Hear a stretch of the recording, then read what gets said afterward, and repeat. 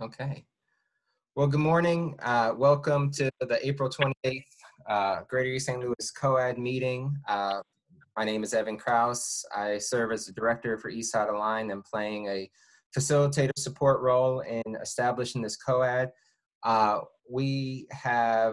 This is our fourth general call with the COAD. I'll be talking a little bit later, just kind of the state of the COAD, if you will, as it's been emerging. The agenda has been kind of forming, where we've had some steady items that we strive to give updates on. One of them to kind of begin with is an update just on the state of COVID-19's impact from a health perspective in our footprint. So we usually get an update from Eastside Health District. I don't see that Linda's on the call yet. So in addition to giving an update just on the cases in our footprint, we, since our last call, have gotten a new testing center in the East St. Louis area. And Steve from SIHF Healthcare is on the line, and we asked him if he could provide an update on the volume or the amount of usage at the testing center. So can you, Steve? There we go. Yes, so we had originally opened the first site in East St. Louis, and I'll just kind of go through each one as I can here. So far, if I can get my numbers here to, well, what is my screen? Actually, I'm just going to move this in front of me so I won't, anyway. So our total screened system-wide has been 311. So all the phone screens go through the same phone number. So we've screened 311 people.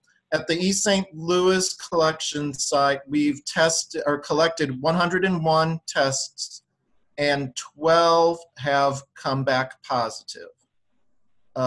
West Belleville, we opened last Thursday. So far, we've screened 46 people there, and 4 have come back positive. And Granite City, we opened only on Friday of last week, and 24 people have screened there, have been tested there, and 1 has come back positive. Our next location to open will be in Wood River. Hopefully by the end of this week, we'll be announcing that that location is open. That will be at the former emissions testing site there. And also just, I'll put when I'm done talking, I'll go ahead and put the number to call again in the chat box so that everybody has the number that you call for screening to be screened. And if folks have questions for Steve regarding the testing center, again, chat box is there. There's been a lot of efforts to get information on various, both SIH website and Eastside Health District's website on just the protocols before to get testing and what the steps are. We do have one question in the chat box asking, how do the East St. Louis numbers compare to others? Is 12 positives out of 100 high on average? Do you have any sense? Yeah, and so there's a delay of 1 day in that reporting as well. So the test collected yesterday, we don't get the results till today. So the percentage, if I get my calculator out, would actually be, sorry, because we collected 20 more yesterday, so it'd be 12 out of 81. So your percent would be just under 15%. That's depending on where you look and what the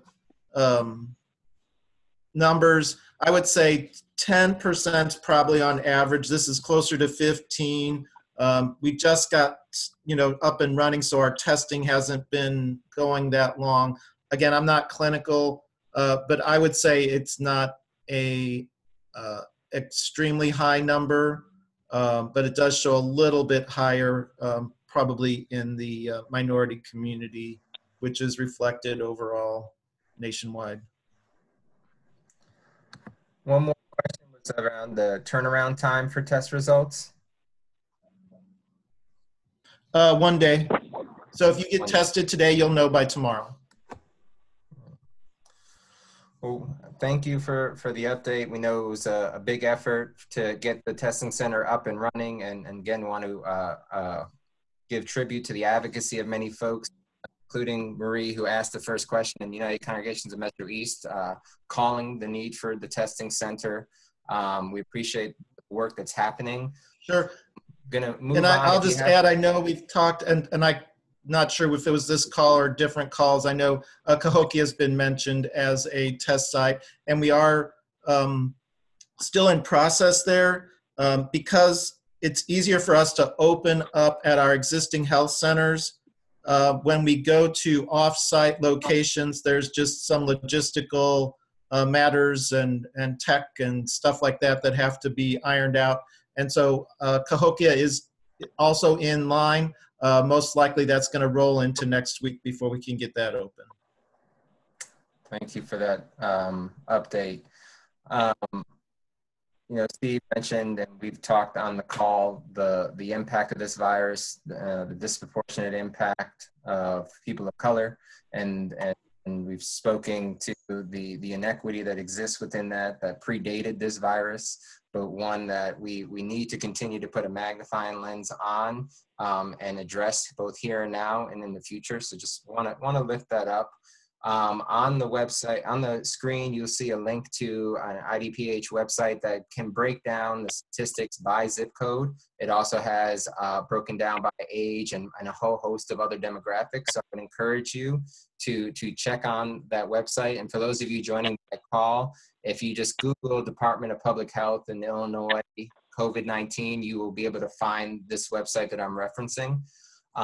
Also want to share, because I don't believe anyone has been able to join from Eastside Health District, but their information is updated daily. And we've been publicizing the Illinois statewide website, but the health district, for the footprint we're covering, is pretty informative and robust, so much so that even without a health district representative joining us at the moment, I can give you the update because it's on their website. So in terms of the numbers for our footprint, and just as a reminder, Eastside Health District covers 4 townships: East St. Louis Township, Canteen, Centerville, and Stites. Again, townships are not the same as municipalities. They cover a broader boundary. The current numbers are 129 positive cases, 320 negative tests that have come back, 3 pending, and to date in the footprint, 6 fatalities, ranging from under 1 year old to 90 years old. The numbers are fairly similar to last week in terms of the ages that it's impacting, no less heart-wrenching and very real. So I just want to encourage folks to go to eastsidehealthdistrict.org's website for information, not only on the day-to-day results, but there's other information that is very helpful, updating on clinic hours and other resources that may be accessible. So they're doing the best and above and beyond in terms of what they can. So wanted to just highlight that. Obviously, it's grounding for us to know what this is like and how it's impacting. And with the increasing testing centers, we likely will know more going forward. So before we just dive into updates, I should have done this at the beginning, frame up today's call. I mentioned that we are 4 weeks into holding these calls, and the agenda's been evolving. Today, we began with just some updates on COVID-19 from a health perspective.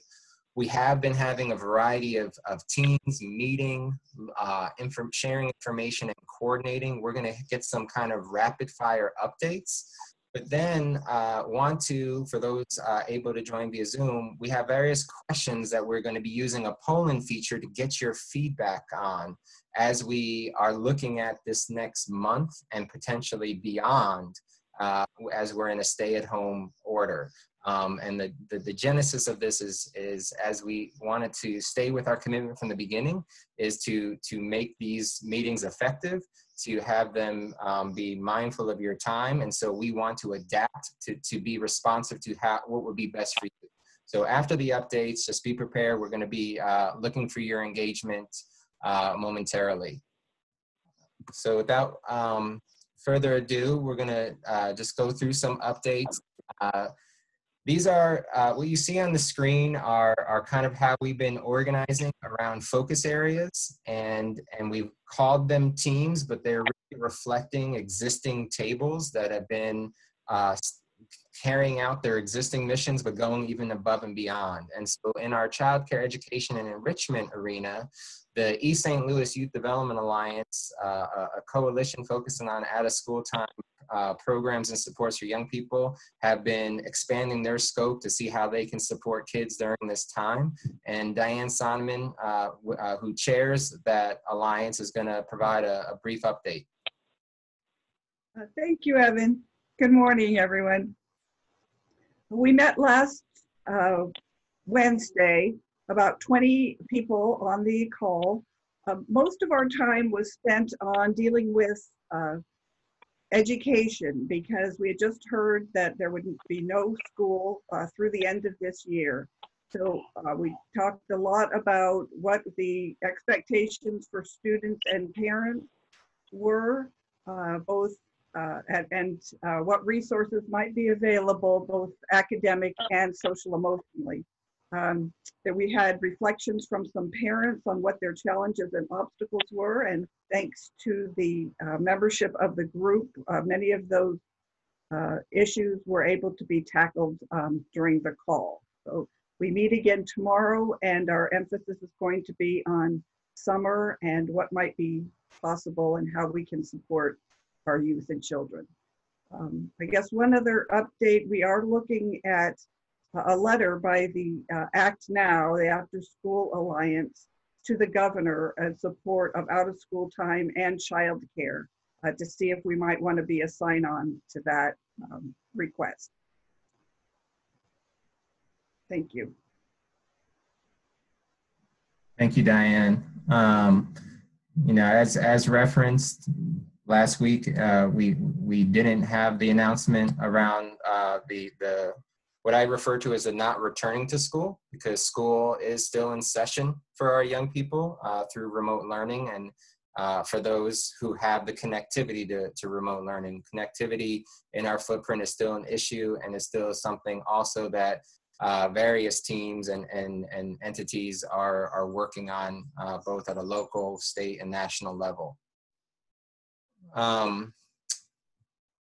Wanted to also just highlight, you know, childcare is really being led up by Children's Home and Aid in terms of providing childcare for essential workers.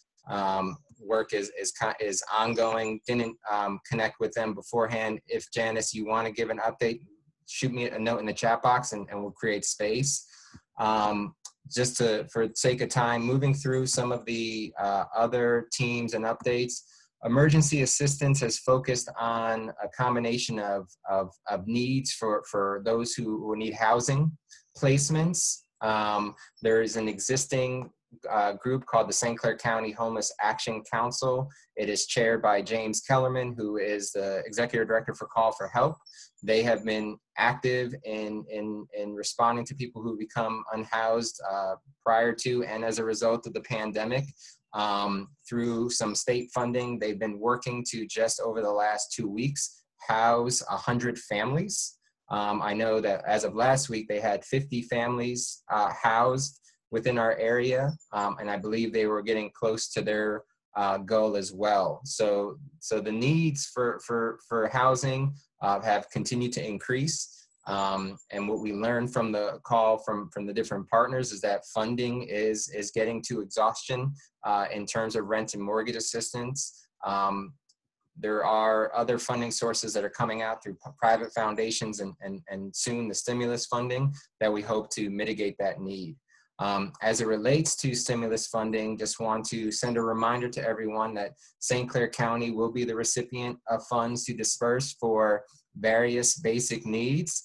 The application to apply has been available even while St. Clair County weren't informed about what amount they had.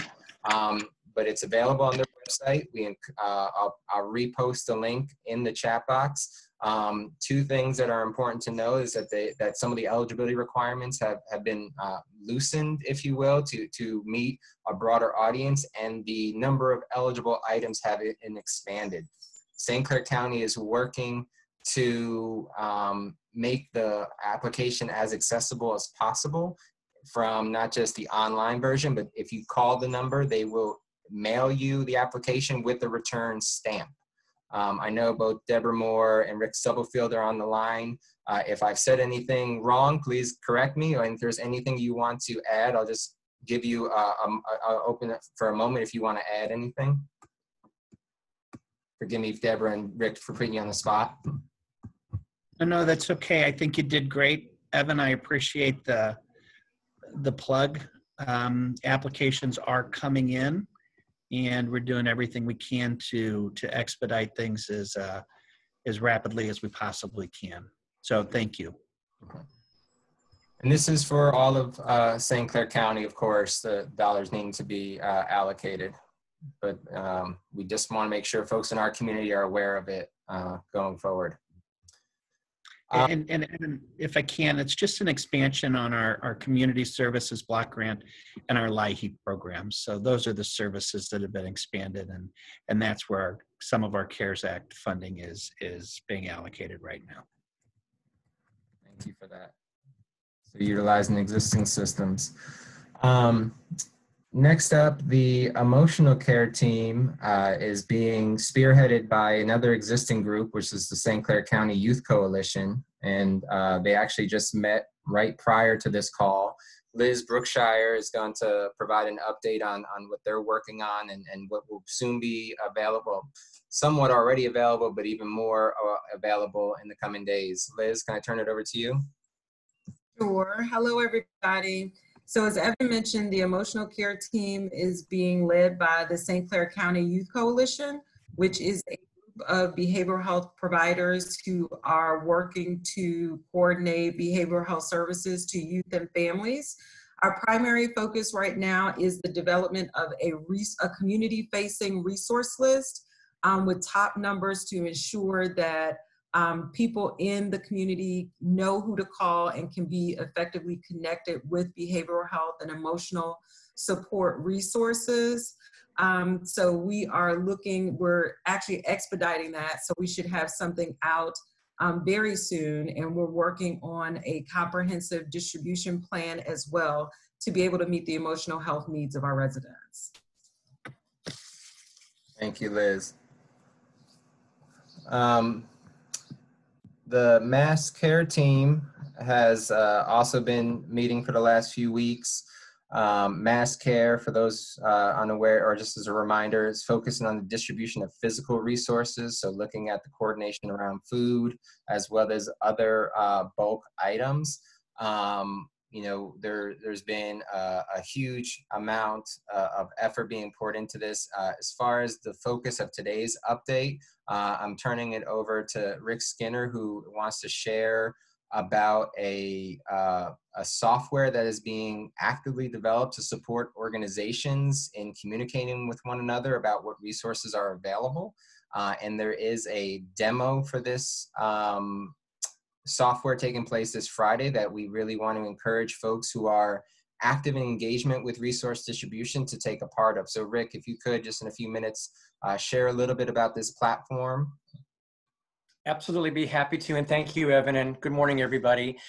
We have been working with Slalom, which is a technology consulting firm, and Slalom has generously offered to create on behalf of agencies that are dealing with supply and requests of items, whether it's diapers or toilet paper, personal care items, or food for now, where there's a real-time opportunity to learn what are the current needs and distribution of those, or announcement of those supplies. And so Slalom has created a web-based solution that will be for agencies only to communicate with one another, as Evan had indicated, so that you can see in real time what needs are and how we can help with those drives or other types of ways to get the supplies to you. As Evan had mentioned, there is a demo that Slalom, actually this will be the second demo that Slalom is putting together. It's at 12 o'clock noon on Friday. We'll post in the chat box for those on video the link to that demonstration. For those on the phone, Evan will make sure to give you the contact of how to plug into that meeting.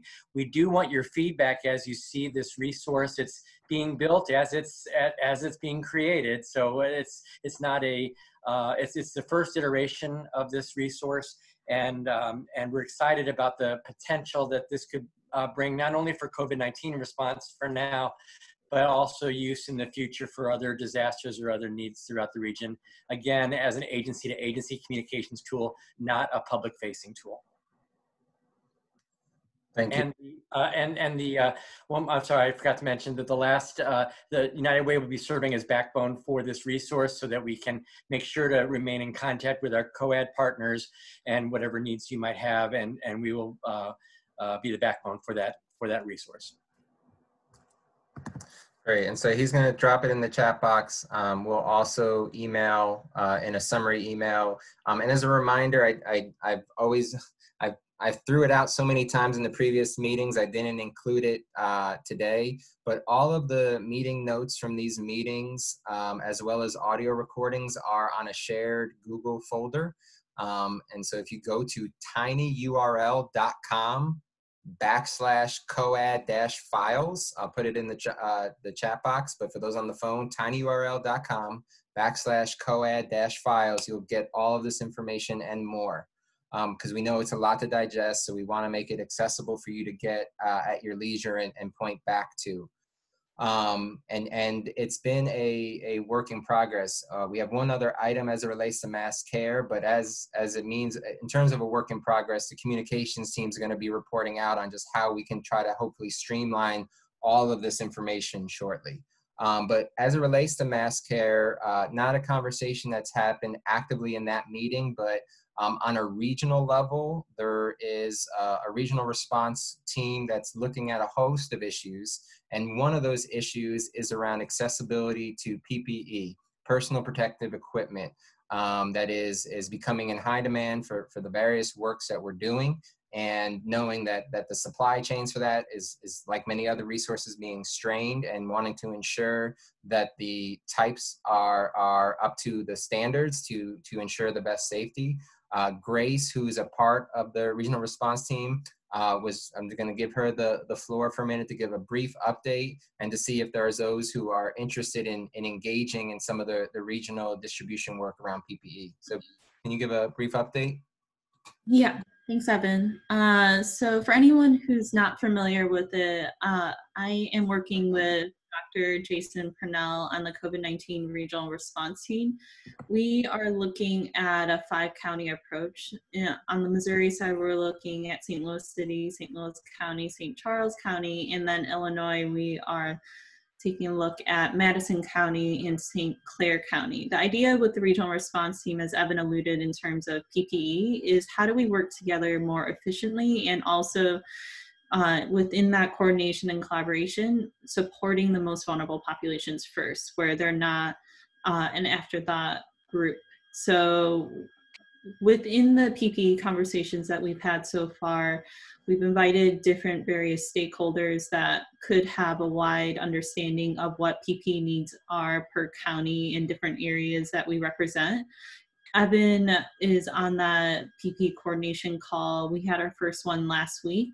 And so the idea and what we're hoping the outcome of the coordination that we're doing is we're able to get PPE in the hands of different groups that need it first, that are serving different vulnerable populations. So how we're gonna go about in collecting that info. Honestly, this is a day-by-day thing we're figuring out as we go. There's gonna be most likely a survey that's gonna go out to targeted institutions and providers to understand what the PPE needs are. And then we'll work closely with Evan and other folks within St. Clair County and Madison County to ensure Metro East needs are being met. But if anyone wants to message me or send it to everyone in the group, I am watching the chat. If you do have any specific questions around PPE coordination efforts, thanks. And Evan, is there anything I missed that you wanted me to highlight? No, I just would ask you to drop your email in the chat box, so if folks want to engage directly in that, they're connected to you. So mentioned earlier, a lot of information working to streamline as well as inform more people of the resources that are available. And the communications team has been trying to tackle this mammoth beast. And so I want to turn it over to both Shantae Ford and Elizabeth Richardson, who've been playing a facilitator role with that team. Good morning, everyone. Shantae here. Communications had our second meeting yesterday at 2:30. We had about 9 people in attendance of that meeting, and the main focus of the meeting was to go over strategies and like priority areas and really have a tool for us to work off of as it relates to like streamline, the information that is being shared thus far. So what was developed by Elizabeth, thank you so much for building out this form, based off a lot of information and sharing out from like these meetings as well as any others that we've attended, of people sharing like what they desire or what's needed. So I'll just share those priority areas that that was developed. So one is prevention, where we're focusing on sharing and encouraging social distancing among individuals and organizations. So basically a strategy of encouraging social distancing, whatever it is in terms of safe practices. The other is community resources, where we're ensuring that residents and organizations know what services are available, who's eligible for those services, and how to streamline referrals. The next is funding, and that's where we're trying to connect and participating organizations and the COAD overall to like state and federal grants, insured loans and other funds. And then internal communications, make sure that individuals in the COAD have a clear understanding of what each team is doing, and that information is shared across teams so that support needs are easily identified and met. So the last one is extremely important for us because we now have almost all teams meeting, I believe. So having a representation or a liaison from each team to inform communications is extremely important. So that's one piece that we have been trying to identify in terms of who all has been participating in like multiple meetings or multiple tables, excuse me, so that we are able to gather all the information, because her and I, who, along with Julie, thank you so much, Julie, who stepped up to co-facilitate, can't be in all the meetings, just being honest. So if we have a streamline or a person to report back and share with us like what the desires are out of that team as it relates to communication, we can really develop a plan and how we can execute it to make sure it support the COAD as a whole. If I missed anything, Elizabeth, take it away. You didn't miss anything.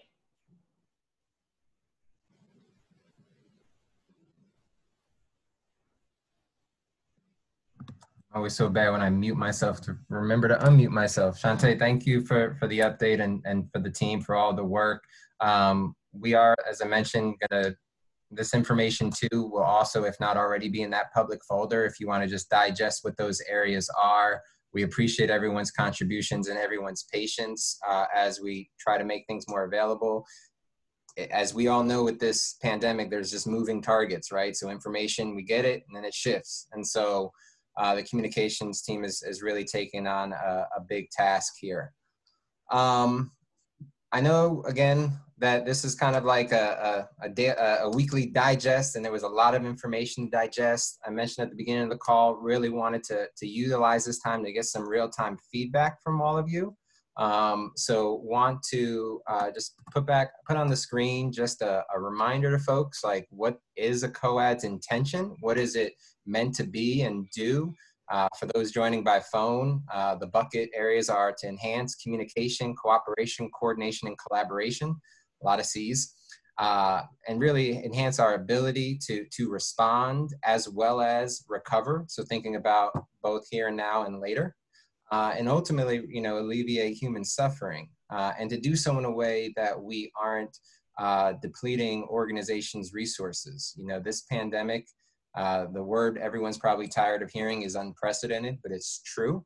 And we are grappling with challenges that we have never faced. And so the more we can work together and problem solve and be in a one team approach. For those not on the phone, I'm wearing kind of a baseball type shirt to try to reemphasize the let's be a team. And so want to just give a quick snapshot. It's been 4 weeks since we started this call. Some of the stuff I mentioned earlier, but I'm going to kind of give a little bit of the hard stuff and a little bit of the good stuff. Within the past 4 weeks, we've lost 6 people in our footprint, 24 in the county, and nearly 2,000 people statewide to this virus.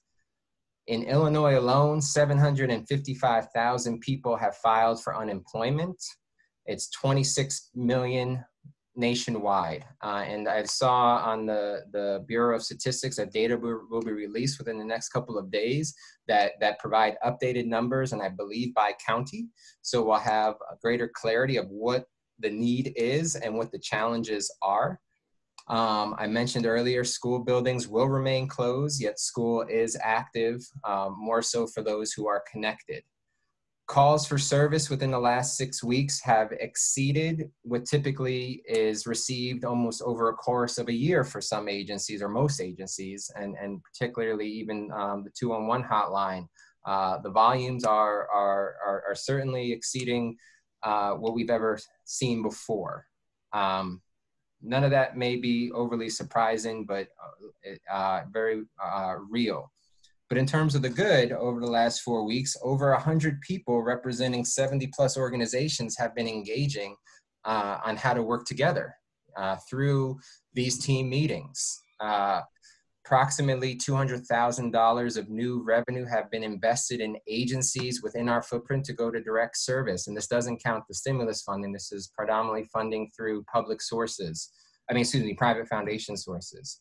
Thousands of meals are served 5 times a day, with hundreds more being delivered to individuals who are infected with COVID-19, who are unhoused, seniors, or persons with disabilities. Nearly 100 families, as mentioned earlier, have received a housing placement during this time, so they are not unhoused. This is countywide. We have 42 sites in our footprint providing childcare for essential workers. We know we have 1 testing center with 2 to 3, with 2 potentially being activated within the next few weeks. And finally, eligibility guidelines for financial assistance have loosened, and the type of assistance has been expanded.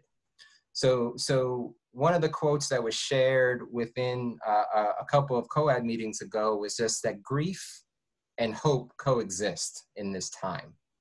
The numbers that we're seeing are dire, are real, but the acts of service, the ways people are working together is also real, providing immediate support and hope for the future.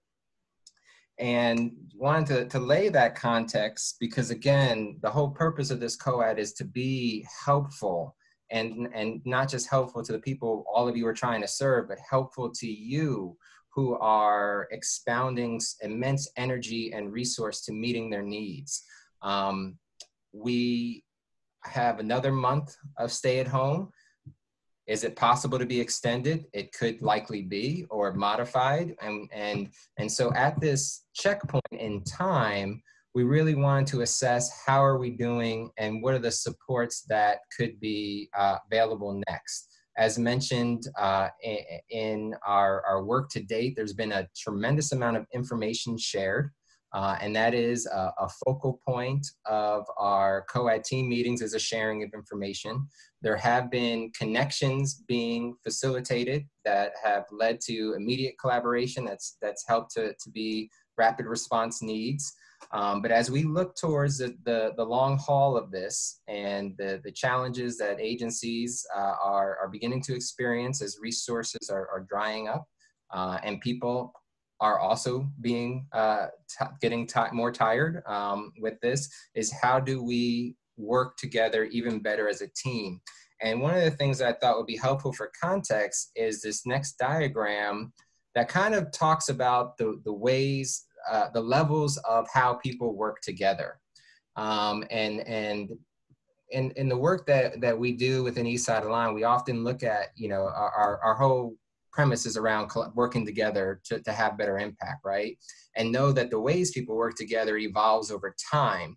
And typically collaborations are most successful when there is trust that's built.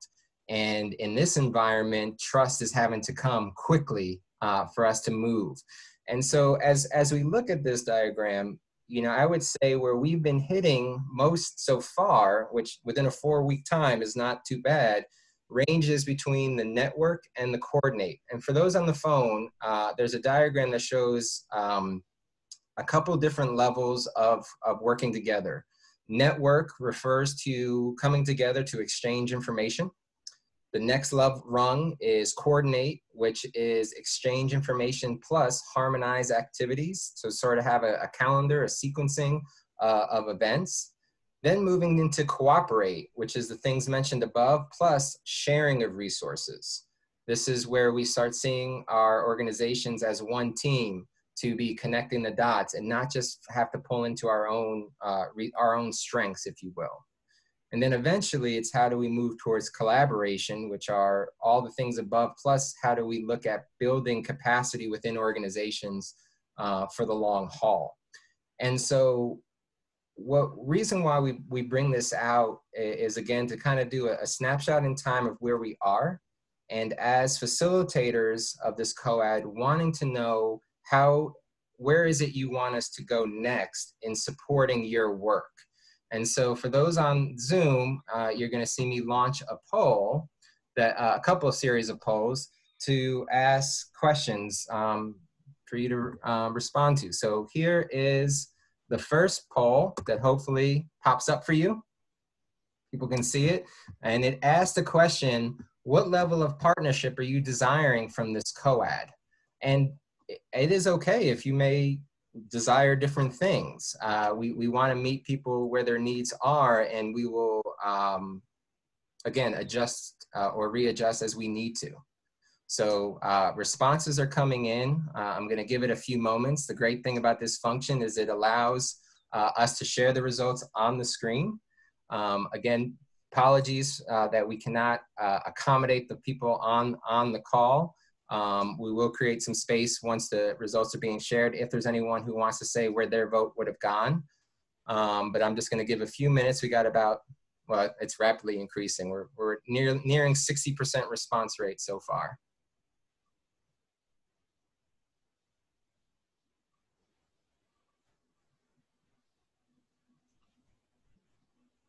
Going to give it a couple more seconds.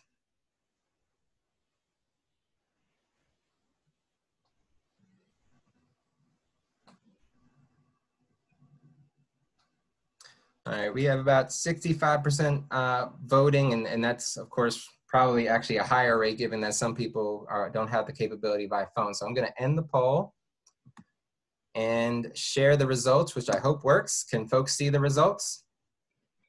I see head nods. Okay, so the 49% of those on the call are desiring us to move towards collaboration, which obviously requires more than we're doing now. Not necessarily, I want to be clear, not necessarily more work, but more clarity and decision-making around who does what and how, and figuring out some key steps. So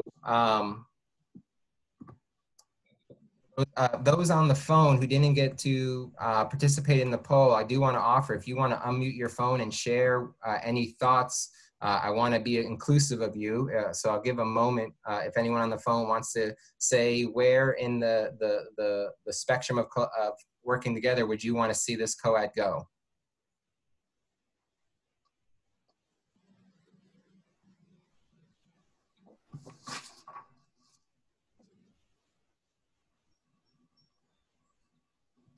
All right.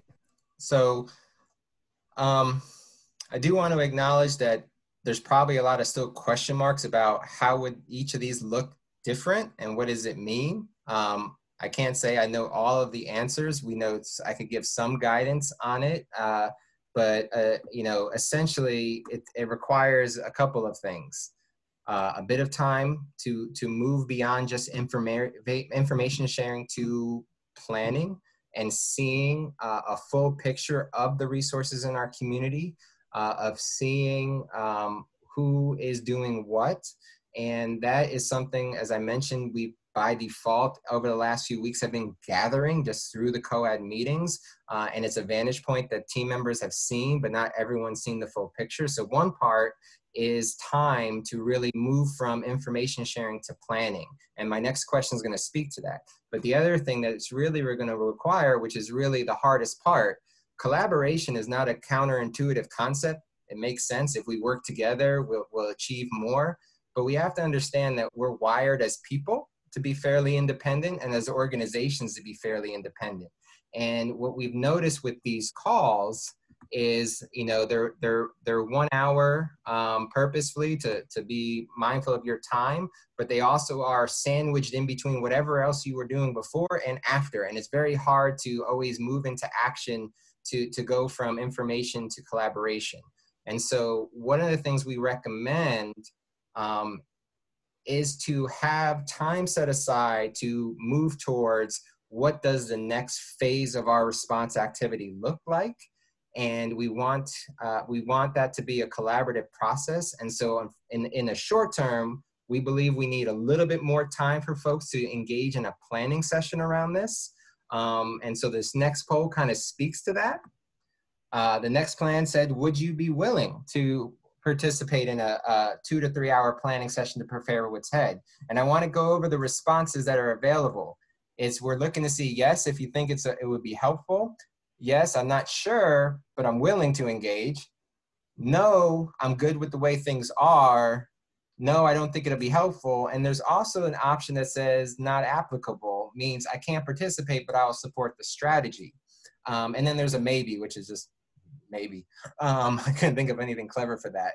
But I want to, be clear, in terms of acknowledging that there's a great diversity of folks on this call, diversity in terms of what people's roles and responsibilities are, and may see different benefits for this collaborative. If you are on this call and you're one of the people who are more on the front lines engaging, your MO is really, how do I make sure I'm aware of the resources that I can connect the families with? If you're on the call and you may be an administrator with your organization, you're thinking of things even more different. You're thinking about, how are we going to sustain? What resources can we continue to generate as funding in the community may lessen? And so there's different conversations that need to be had that we want to be responsive to. So know that a no to the planning for yourself may not necessarily be no that we may not need planning. So we're not obligating anyone to participate as you respond to this.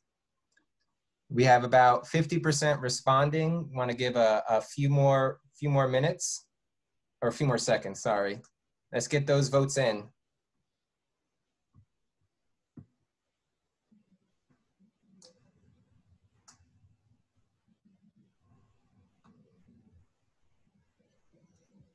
All right, we got 65% voted. Gonna end the poll and share the results. The majority is leaning towards, yes, a planning session could be helpful.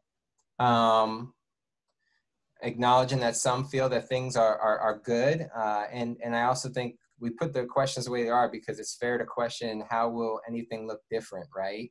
We're not here to say that it's any meeting that'll create a magic wand. All I know is that having a space for folks to have the full picture and make some decisions will be needed at some point as we go along. So seeing that folks are interested in moving along, and again, if it's not for you and you're ready to just engage later, that's great.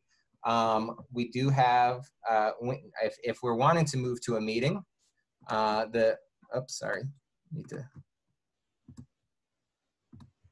next question is how soon? Is this something we're ready to dive into next week, or do you think we can wait 2 weeks? I almost put the option of yesterday, but I wanted to be realistic about, just what things look like. So want to meet where people are at.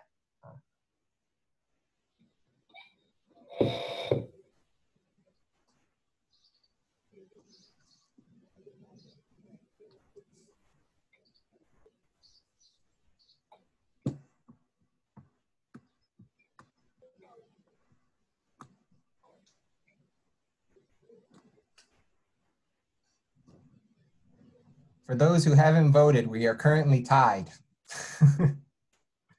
With some tiebreaker votes. Sure, maybe you're looking at calendars, and I can appreciate that.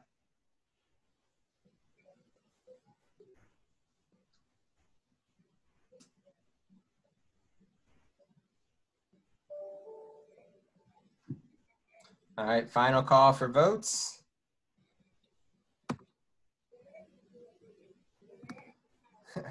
I was not lying. We were neck and neck. We got one vote over on next week. So, well, that's challenging. Well, we know for sure we'll have this session within the next 2 weeks, absolutely. As soon as we can get that date set. So the one other question we have in terms of when is trying to identify best time of day. So morning or afternoon, acknowledging a lot of other briefings or things that are happening. When do we want to set this? Because that will also depend on when.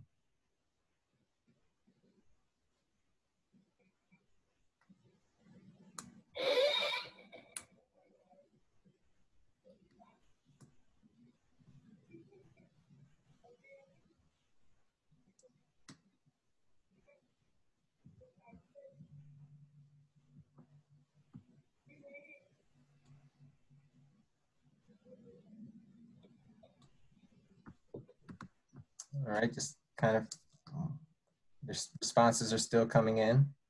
For those on the phone, I know I didn't call back to the other questions, so I apologize. If there's anyone on just via phone that wants to share either thoughts about a planning meeting or when, I want to open that opportunity to you.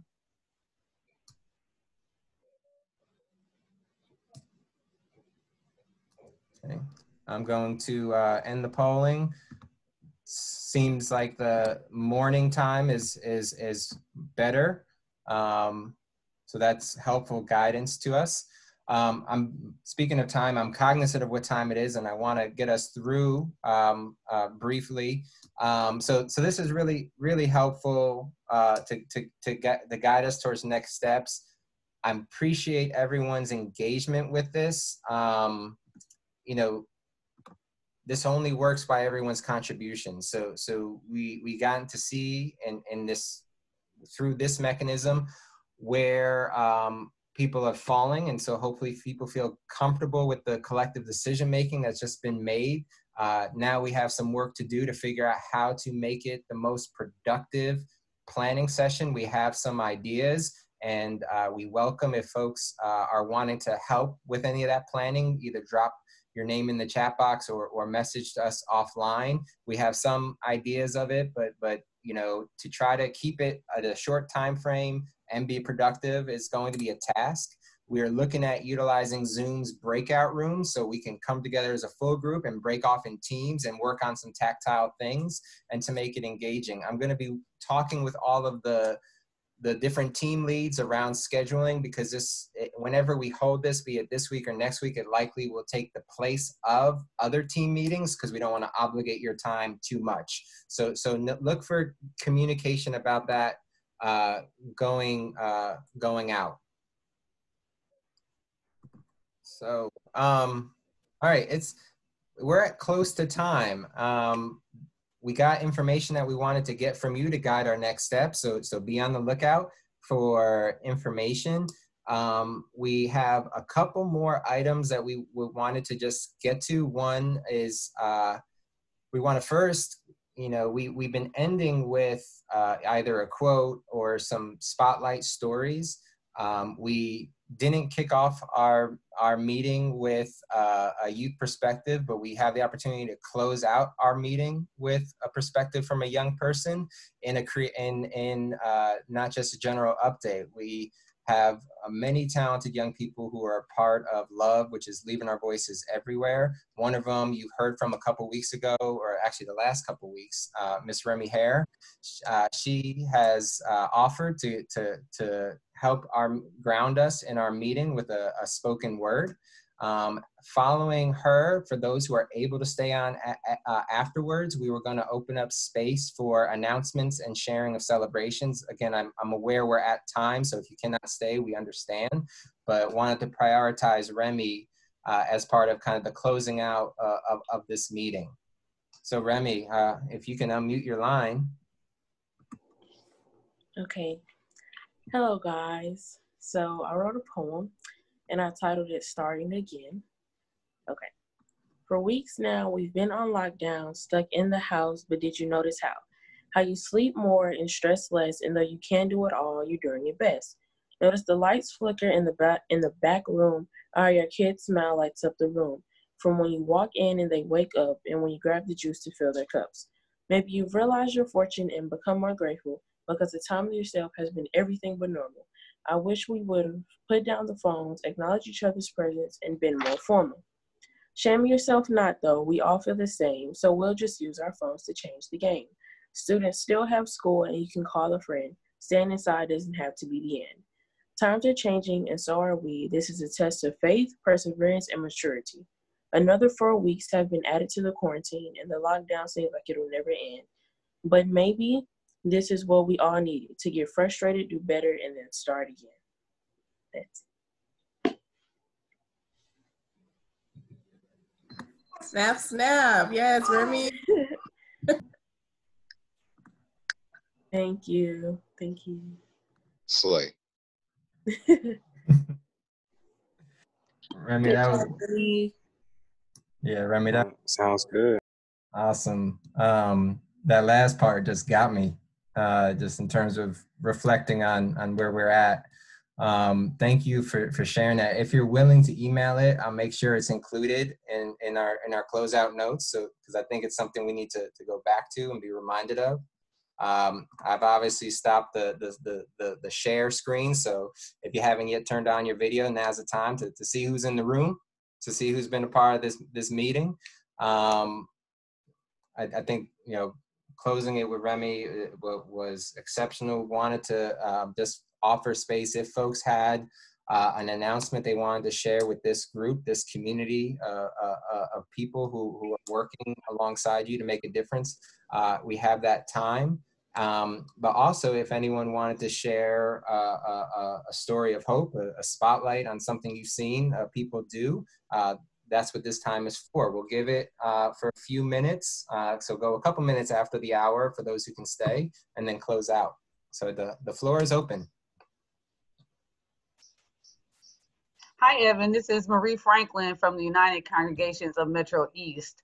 And for those of us who don't know about UCM, our organization is charged to challenge these systems that are in place that perpetuate inequities for people of color, people of immigrant status. And so we are challenged to fight those systems. So when this all happened, we had to figure out how to do that virtually. So we are coordinating these town hall meetings, and like Evan said earlier, that that's what spoke about the inequities in having a testing center here in East St. Louis, and that came out of those town hall meetings. So I just want to encourage anybody, our meetings are on Thursday and Friday. If you are interested in being a part of that, I'll put our email address in the chat and you can just send us an email and we'll send you a calendar invite. The Thursday meeting is for East St. Louis and surrounding area, and the Friday meeting is for Madison County. They're both at 1 o'clock.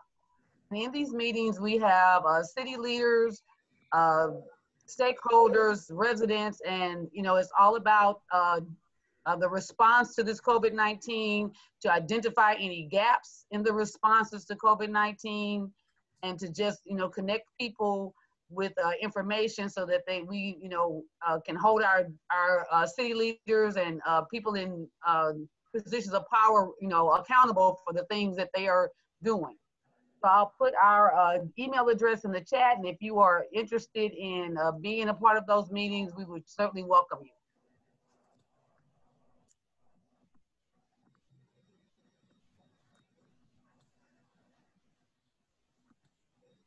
Any other updates, or folks want to close on some organization or something they want to spotlight?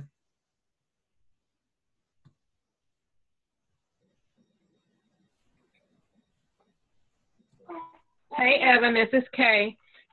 We had a meeting today for the canvassing to try and figure out how we would get those signs distributed and the information to the business owners, especially of the hotspots in East St. Louis.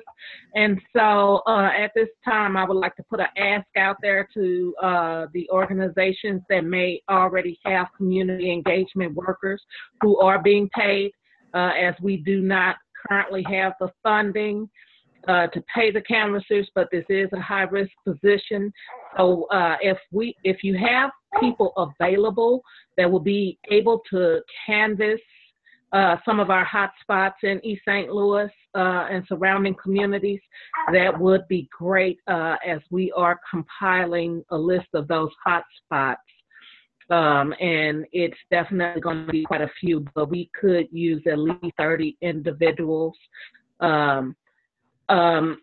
And if we could maybe drop it down to about 10 paid and have the ones who have signed on as organizers to take their role unpaid, or paid by who they're already working for, and then the ones who are already community engaged employees, it would only be about 10 we would need funded out of approximately 30 volunteers to cover the majority of East St. Louis. That would be great. So I'd just like to put that ask out there now. And just for those who weren't on last week's call, this is in reference, if you go online to preparestl.com, there's an initiative to just do ground level outreach to folks who are congregating in areas to help educate on how this disease spread, as well as to connect them to resources they might not know that's available. And so, as mentioned, we are putting it together as we can with the resources we have, currently seeking resources, because in addition to it being a outreach effort, it's also designed to be sort of an economic stimulus for residents within the neighborhoods to earn pay for very important, vital work. And so we are trying to do what we can to support that. So yeah, more information we'll have coming out there about this effort.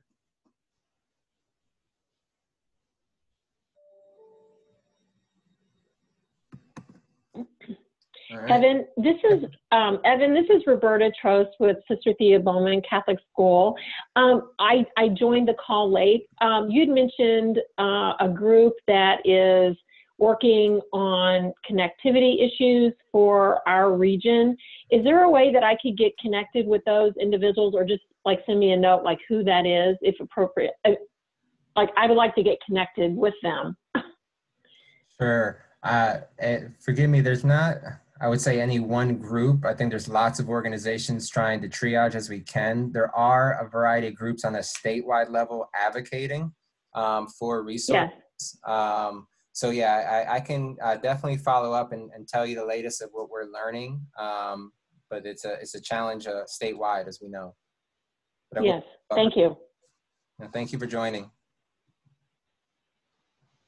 All right, final call out for someone who wants to close us out with some good news.